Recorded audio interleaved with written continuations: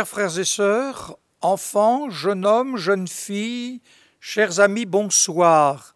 Vous êtes sur YouTube ADD Nantes et vous pouvez vous rendre sur YouTube ADD Nantes, ados et enfants, avec le caméraman Stéphane.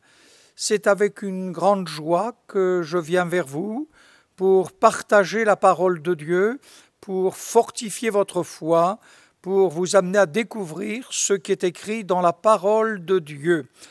Je vous invite à prendre votre Bible dans le livre de la Genèse, au chapitre 16e, à partir du verset 3e. Alors Saraï, femme d'Abraham, prit Agar, l'Égyptienne, sa servante, et la donna pour femme à Abraham, son mari, après qu'Abraham eut habité 10 années dans le pays de Canaan. Il alla vers Agar et elle devint enceinte. Quand elle se vit enceinte, elle regarda sa maîtresse avec mépris, et Saraï dit à Abraham, « L'outrage qui m'est fait retombe sur toi. J'ai mis ma servante dans ton sein, et quand elle a vu qu'elle était enceinte, elle m'a regardé avec mépris, que l'Éternel soit juge entre moi et toi. » Abraham répondit à Saraï, « Voici ta servante est en ton pouvoir, agis à son égard comme tu le trouveras bon. » Alors Saraï la maltraita et Agar s'enfuit loin d'elle. L'ange de l'Éternel la trouva près d'une source d'eau, dans le désert, près de la source, qui est sur le chemin de Shur. Il dit, « Agar, servante de Saraï, d'où viens-tu et où vas-tu » Elle répondit, « Je fuis loin de Saraï, ma maîtresse. » L'ange de l'Éternel lui dit, « Retourne vers ta maîtresse et humilie-toi sous sa main. » L'ange de l'Éternel lui dit, « Je multiplierai ta postérité, et elle sera si nombreuse qu'on ne pourra la compter. » L'ange de l'Éternel lui dit, « Voici, tu es enceinte, et tu enfanteras un fils, à qui tu donneras le nom d'Ismaël, car l'Éternel t'a entendu dans ton affliction. Il sera comme un âne sauvage, sa main sera contre tous, et la main de tous sera contre lui. Et il habitera en face de tous ses frères. » Elle appela Ata El-Roïd le nom de l'Éternel qui lui avait parlé, car elle dit, « Ai-je rien vu ici, après qu'il m'a vu ?» C'est pourquoi l'on a appelé ce puits le puits de Roïd. Il est entre Kadès et Baret. Agar enfanta un fils Abraham, et Abraham donna le nom d'Ismaël au fils qu'Agar lui enfanta. Abraham était âgé de 86 ans lorsque Agar enfanta Ismaël à Abraham. Une seconde lecture, nous reviendrons à la première après la lecture de la seconde, dans le livre de la Genèse au chapitre 21e, verset 15e, ou plutôt 14e. Abraham se leva de bon matin, il prit du pain, une outre d'eau qu'il donna à Agar, et plaça sur son épaule. Il lui remit aussi l'enfant et la renvoya. Elle s'en alla et s'égara dans le désert de Bethsheba. Quand l'eau de l'outre fut épuisée, elle laissa l'enfant sous un des arbrisseaux et alla s'asseoir vis-à-vis, à une portée d'arc, car elle disait, « Que je ne vois pas mourir mon enfant. » Elle s'assit donc vis-à-vis de lui, éleva la voix et pleura. Dieu entendit la voix de l'enfant, et l'ange de Dieu appela du ciel Agar, et lui dit, « Qu'as-tu, Agar? Ne crains point, car Dieu a entendu la voix de l'enfant dans le lieu où il est, lève-toi, prends l'enfant, saisis-le de ta main, car je ferai de lui une grande nation. » Et Dieu lui ouvrit les yeux, et elle vit un puits d'eau. Elle alla remplir d'eau l'outre et donna à boire à l'enfant. Dieu fut avec l'enfant qui grandit, habita dans le désert et devint tireur d'arc. Il habita dans le désert de Paran, et sa mère lui prit une femme du pays d'Égypte.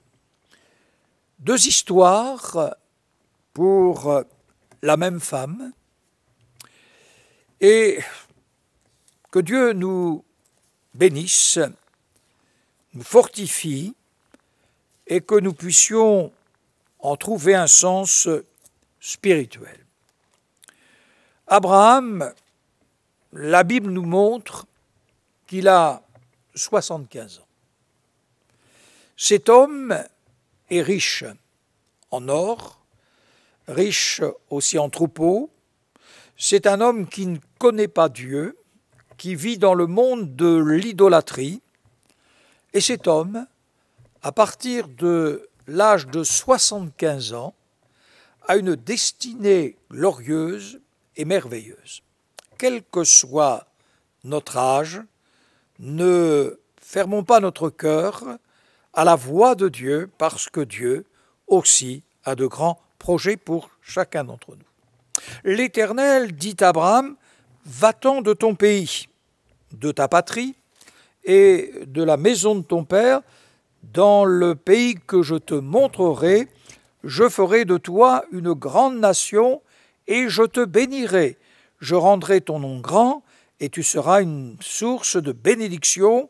Je bénirai ceux qui te béniront et je maudirai ceux qui te maudiront et toutes les familles de la terre seront bénies en toi. » Et Abraham partit. Voilà un homme qui part sans savoir où il va.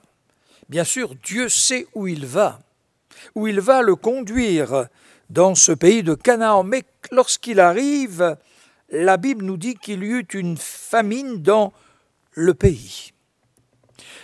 Abraham est jeune dans la foi, mais il a quand même fait une marche très longue avec Dieu. Plus de 900 kilomètres, selon ce que la Bible nous révèle. Il avait eu le temps de méditer, de prier, de marcher avec Dieu. Et la Bible nous dit qu'en arrivant dans ce pays, il y eut une famine. Il n'a pas consulté l'Éternel comme parfois nous ne le consultons point lorsque nous sommes placés vers des épreuves, des difficultés. Et la Bible nous montre qu'il descendit en Égypte pour y séjourner. La famine était grande dans le pays. Oui, c'était une logique. Mais logique ne veut pas dire volonté de Dieu. Raisonnement ne veut pas dire volonté de Dieu. Ça, c'était un choix personnel et Dieu l'a laissé faire. Et puis, quand il était prêt d'entrer en Égypte, il connaissait quand même la coutume, et malgré son âge, 75 ans, sa femme, près de 10 ans de moins, la Bible nous dit qu'elle était belle femme de figure. Et selon la culture, il dit à sa femme, quand les Égyptiens te verront, ils diront, c'est sa femme, et tu seras pris dans le harem du roi Pharaon, et moi, ils me tueront. Alors, dit-il, tu vas dire que tu es ma demi-sœur. Oui. Ou tout simplement, tu es ma sœur. Et je serai bien traité à cause de toi. Et mon âme vivra grâce à toi. Et voici que quand, arrivant en Égypte, les Égyptiens virent que la femme était fort belle, eh bien, elle fut en effet conduite vers Pharaon, et Pharaon l'a pris dans son harem. Certes, il ne l'a jamais touchée, il ne l'a jamais connue, mais la Bible nous dit que Abraham fut bien traité et reçut du roi Pharaon des brebis, des bœufs, des ânes, des serviteurs et des servantes, des ânesses et des chameaux. Oui, mais l'Éternel frappa le roi Pharaon de grandes plaies, lui et sa maison, au sujet de Saraï, femme d'Abraham. Alors, la situation étant dévoilée, Pharaon fit venir Abraham, et la Bible nous dit, bien qu'il lui a dit maintenant, va-t'en, prends ta femme et va-t'en. Et tous les cadeaux, eh bien, lui sont restés, les cadeaux de l'Égypte. Oui, les cadeaux du monde ne sont pas toujours une grande bénédiction. Oui, pourquoi j'ai fait cette introduction? Parce que dans ses servantes, il y avait Agar. Et Agar se retrouve dans une situation dont elle ne voulait pas se trouver. Il y a des situations dont on ne voudrait pas se trouver et on s'y retrouve. Et donc là, il est revenu vers Dieu, arrivant là où il était parti, et la Bible nous montre qu'Abraham, Dieu lui avait fait la promesse d'un enfant, puisqu'il allait mettre au monde une nation, eh bien, de cette postérité de l'enfant, donc, Sarah était stérile, Abraham était âgé, nous dit la Bible aussi, et la promesse tardait. Comme la promesse tardait, eh bien, Abraham entendit sa voix de son épouse, peut-être que tu pourrais avoir un enfant par l'une des servantes. On dirait aujourd'hui une mère porteuse. Et voici que, raisonnement fait, Sarah, elle accepte qu'Agar soit donnée dans le sein d'Abraham, et suite à cette union, loin d'être de la volonté de Dieu, elle tomba enceinte. Et quand elle tombe enceinte, ce n'est pas l'histoire de deux femmes. Certes, c'est une histoire de deux femmes, mais en réalité, quand elle voit qu'elle est enceinte, Agar va mépriser Sarah. Oui, ayant beaucoup voyagé, lorsque l'on voit la stérilité, et la stérilité n'est pas seulement chez la femme, et des hommes dans certains pays pensent que c'est la femme qui est stérile. Mais en réalité, l'homme peut être stérile. Et pour les personnes qui vivent dans certaines nations, ils savent ce que c'est que la stérilité. Ils peuvent renvoyer la femme. Elle va donc être mise dehors de la famille, de son foyer. C'est quelque chose d'abominable.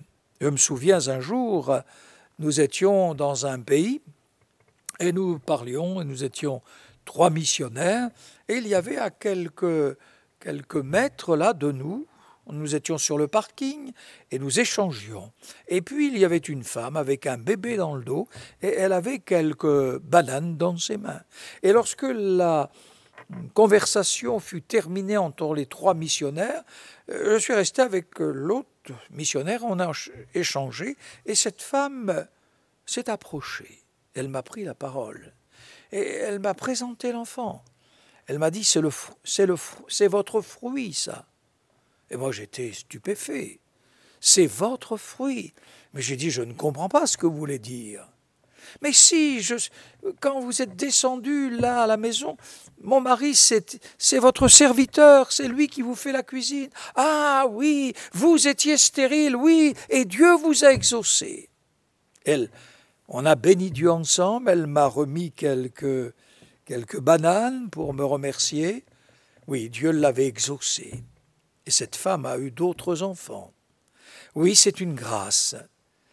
Et pour Sarah, c'était quelque chose de terrible à vivre. Et c'est encore quelque chose de terrible à vivre lorsque la femme, elle n'enfante pas, ou l'homme ne donne pas enfant. C'est quelque chose qui amène à l'interrogation. Et là, quand elle se voit enceinte, elle méprise sa responsable. Elle méprise sa maîtresse. Et cette femme, Sarah, parle à son mari Abraham. Et ça fait un conflit. Et on va renvoyer cette femme. Et cette femme qui est enceinte va partir. Oui, va partir. Une femme enceinte va partir dans le désert. Il y a une source d'eau. Et voici que l'ange de l'Éternel lui apparaît et lui pose la question: Agar, servante de Saraï, d'où viens-tu? Alors ça, elle pouvait l'expliquer. Elle l'expliquera: je fuis loin de Saraï, ma maîtresse. Mais où vas-tu? Elle ne le savait pas où elle allait. En réalité, on ne sait pas, nous, où on va, et parfois on ne sait pas d'où on vient. Et si nous regardons notre généalogie, nous venons tous du jardin d'Éden où nos parents ont été créés, mais nous avons été conçus en dehors du jardin d'Éden. Et la même question se pose pour nous, les grandes questions de la vie: d'où est-ce que je viens? Où est-ce que je vais?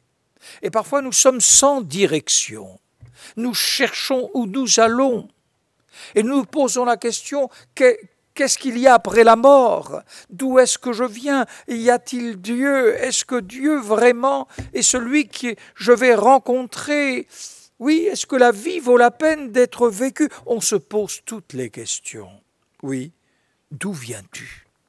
Elle pouvait répondre: et où vas-tu?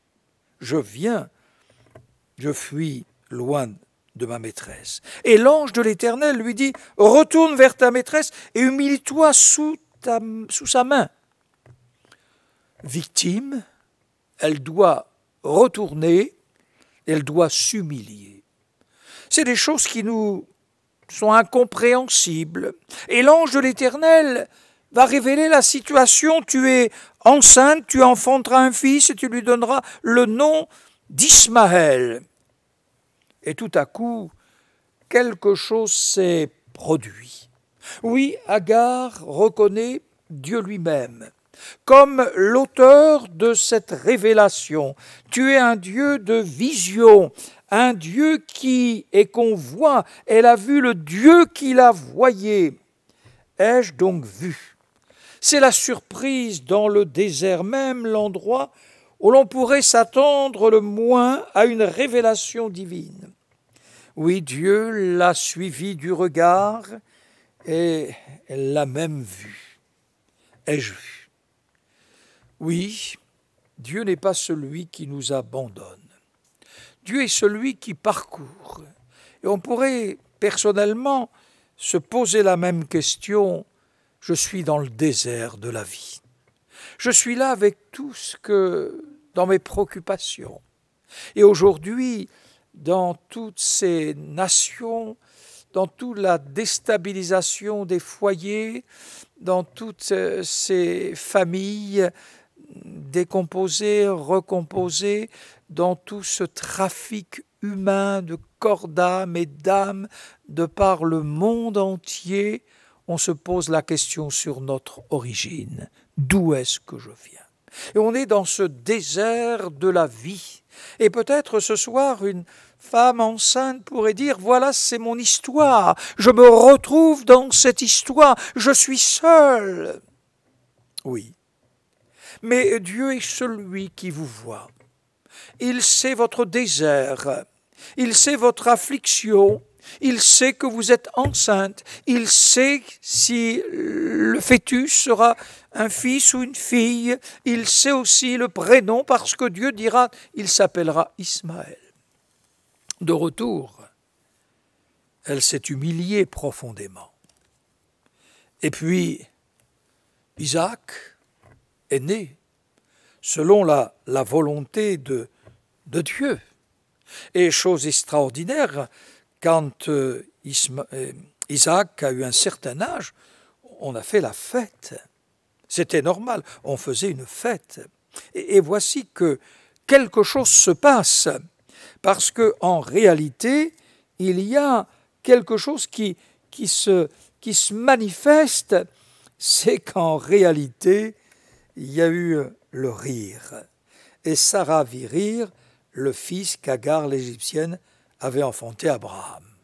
Oui, ça a déplu. Comment? Ismaël, le fils, peut rire d'Isaac, et conflit encore. Et voici que cette femme va partir, non plus enceinte, mais accoucher, avec un fils qui a peut-être 14, 15, 16 ans.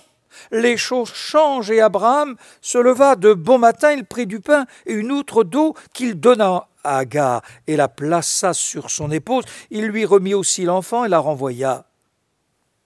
Élie, elle s'en alla et s'égara dans le désert de Bir-Tchéba, le désert de la vie. Oui, simplement une outre d'eau, simplement un morceau de pain. Et l'outre, l'eau de l'outre fut épuisée, elle laissa l'enfant sous un des arbrisseaux.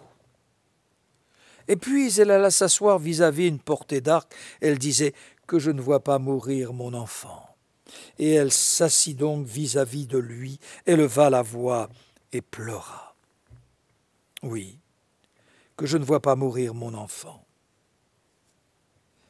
Oui, que de mamans pleurent leur enfant, que de papas pleurent leur enfant dans le désert de cette vie, ou peut-être un enfant a pris une voie désagréable, où il y a tout à la maison, peut-être se drogue-t-il, peut-être a-t-il pris la voie de la violence, que sais-je, ou la jeune fille, ou l'époux, l'épouse ont pris une voie qui contrarie, et on est là dans le désert de la vie. Mais la Bible dit que Dieu entendit la voix de l'enfant. On ne sait pas toujours ce qu'il se passe. Quand cet enfant qui était là pour mourir, Dieu entendit la voix de l'enfant. Oui, Dieu entend la voix de l'enfant. Je me souviens, un jour, juste derrière notre église, il y avait une usine. Et nous sommes allés dans cette usine désaffectée. Et puis nous avons vu un lit. Et puis j'ai vu de la littérature chrétienne. J'ai vu cette littérature que l'on vendait aussi à notre table de plication dans notre église. Et j'ai pris contact ensuite avec ce garçon. Ce garçon est venu pieds nus dans un état incroyable. C'était un dimanche après-midi. Il m'a dit... Mes parents sont chrétiens. Mes parents sont chrétiens, ils fréquentent l'église évangélique. Et lorsque j'ai entendu cela, je disais, ce garçon, il est juste à côté de moi. Et Dieu avait entendu sa voix. Oui, Dieu a entendu sa voix. Mais quelle était la voix de ce jeune? Il est retourné chez ses parents. Oui, Dieu entend la voix dans le grand désespoir, dans le grand désert de cette vie. Dieu entend la voix de notre fils, Dieu entend la voix de notre fille, Dieu entend la voix de notre époux, Dieu entend la voix de notre épouse. N'est-il pas le réparateur de nos brèches? Oui. Et l'ange de Dieu l'appela du ciel Agar. Qu'as-tu, Agar? Ne crains point, car Dieu a entendu la foi de l'enfant dans le lieu où il est. Lève-toi, prends l'enfant, saisis-le de ta main, car je ferai de lui une grande nation. Et Dieu lui ouvrit les yeux, et elle vit un puits d'eau. Elle alla remplir d'eau l'outre et donna à boire à l'enfant. Oui, cette eau spirituelle dont nous avons besoin, elle se trouve en Jésus-Christ, le Sauveur du monde. Elle se trouve dans le Seigneur, elle se trouve dans la grâce de Dieu, elle se trouve dans la bénédiction de Dieu. Jésus a dit, si quelqu'un a soif, qu'il vienne à moi, et des fleuves d'eau vive jailliront de son sein. Oui, le fleuve de Dieu est toujours dans le cœur de Dieu. Vos yeux peuvent s'ouvrir dans le désert de votre vie. Vos yeux peuvent s'approcher de Dieu et voir la mort et la résurrection de Jésus-Christ. Et là où vous êtes l'endroit, Dieu est celui qui veut vous pardonner. Il veut vous saisir par la main, vous relever, reprendre votre route et marcher. Et ce que Dieu fit pour cette femme à deux endroits bien déterminés où elle s'était égarée, Dieu a su toucher le cœur de cette femme entendre la voix de ce Fils. Ô amis, quelle que soit votre voix, Dieu l'aime. Quel que soit votre cœur, Dieu l'aime. Quel que soit de ce que vous avez fait, Dieu n'aime pas ce que vous avez fait, mais Dieu vous aime et il veut pardonner votre vie, il veut changer votre cœur, il veut vous bénir en abondance, il veut vous donner une grâce particulière. Que Dieu vous bénisse.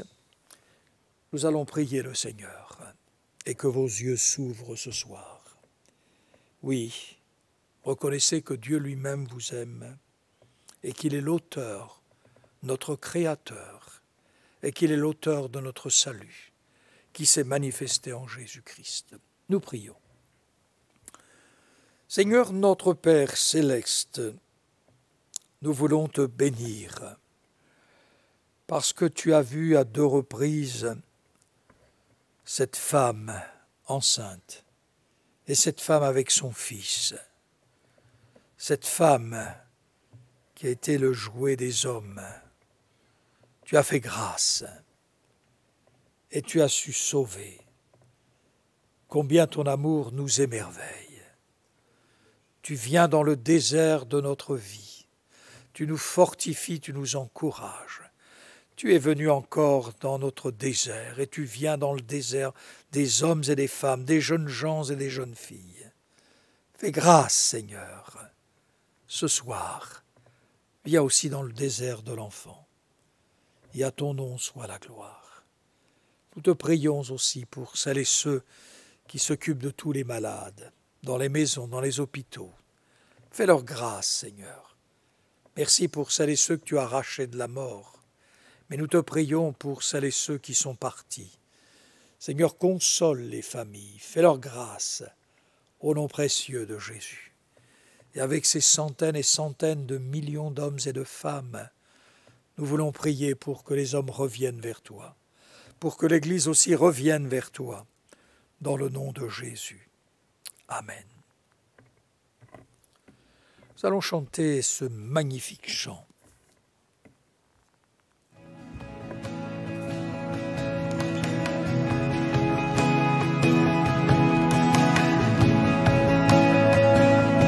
Mon âme a soif de toi. Mon Dieu, mon Père, mon Roi, mon être entier soupire après toi. Garde ton cœur de paix, la source qui désaltère, rafraîchit mon âme de toi.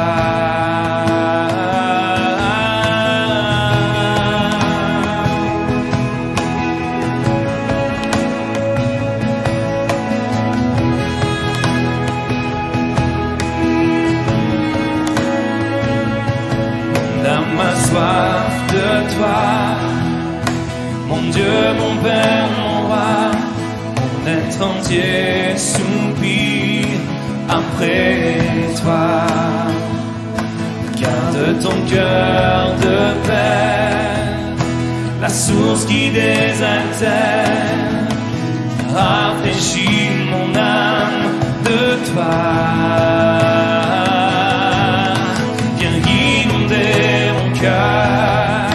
Viens inonder mon âme, viens inonder mon être entier. Viens inonder mon cœur, viens inonder mon âme, viens inonder mon être entier.